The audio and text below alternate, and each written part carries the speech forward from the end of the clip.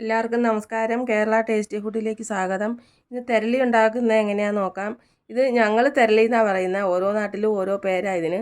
ഈ ഇലയ്ക്കകത്ത് ഉണ്ടാക്കുന്ന തെരളി. ഇതിന് വേണ്ടുന്ന സാധനങ്ങൾ ഗോതമ്പ് പൊടിയും അരിപ്പൊടിയും കൂടെ മിക്സ് ചെയ്ത് വയ്ക്കുക. 750 ഗ്രാം വീതമുണ്ട് ഗോതമ്പ് പൊടിയും അരിപ്പൊടിയും. ഗോതമ്പ് പൊടി 750 ഗ്രാം, അതുപോലെ അരിപ്പൊടിയും.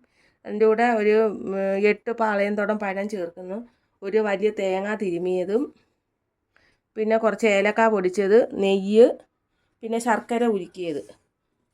ശർക്കര ഉരുക്കി വെച്ചിട്ടുണ്ട്. നമുക്കത് അരിച്ചൊഴിക്കാം മാവിനകത്തോട്ട്. ആദ്യമേ നമുക്ക് തേങ്ങ ചേർക്കാം.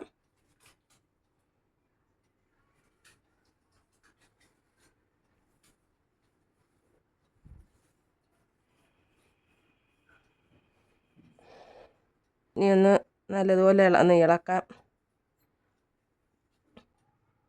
ഏലക്ക പൊടിച്ചത് ഇതിലൂടെ ചേർക്കാം.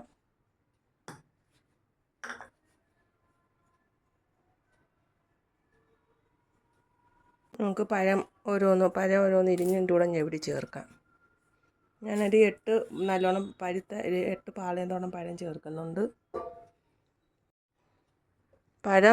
പഴം തോനെ ചേർക്കുന്നത് നല്ലതാണ്, അന്നേരം നല്ല മയം കിട്ടും. ഞാനൊരു 10 പഴം ചേർത്തിട്ടുണ്ട്.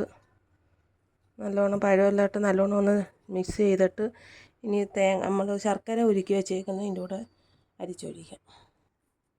ഇതിൻ്റെ കൂടെ നമ്മൾ ശർക്കര ഉരുക്കി വെച്ചത് ഒഴിക്കുകയാണ്.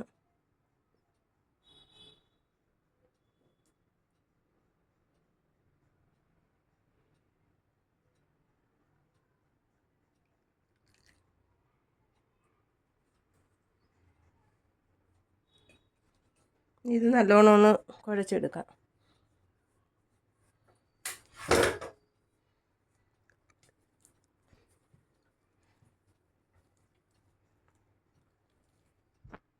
ഇതിലൂടെ നമുക്ക് നെയ്യും കൂടെ ചേർക്കാം. അന്നേരം നല്ലോണം കുഴച്ചെടുക്കാം.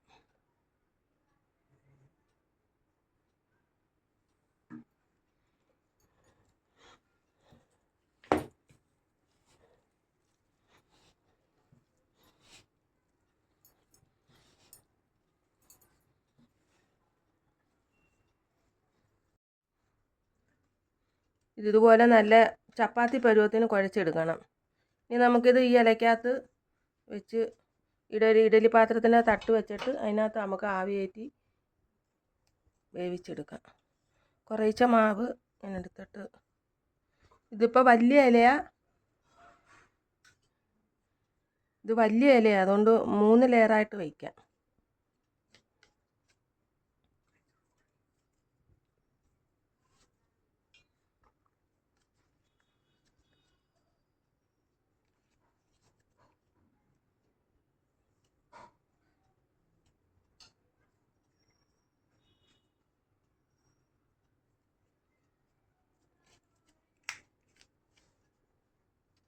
ഇതിൻ്റെ തണ്ടിൻ്റെ അകത്തോട്ട് ഇങ്ങനെ ഒന്ന് അമർത്തി വെച്ചാൽ മതി.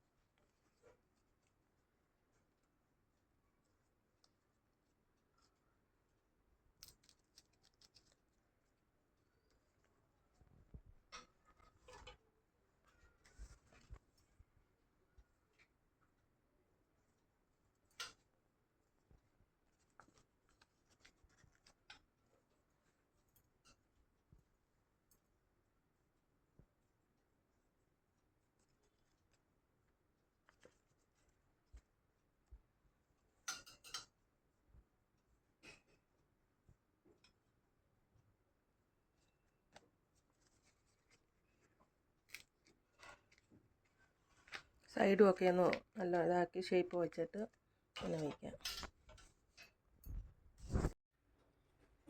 എല്ലാം ഇഡലിത്തട്ടിനകത്ത് ഇങ്ങനെ ഇതേപോലെ ആക്കി വെച്ച് ഇനി നമുക്ക് ആവിയിൽ വേവിച്ചെടുക്കാം.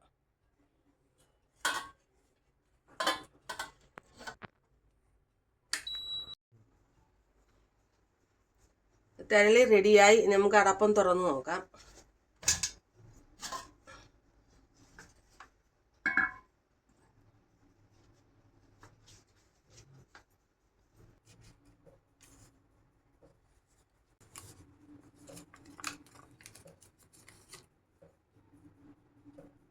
ഇത് നല്ലോണം വെന്തിട്ടുണ്ട്.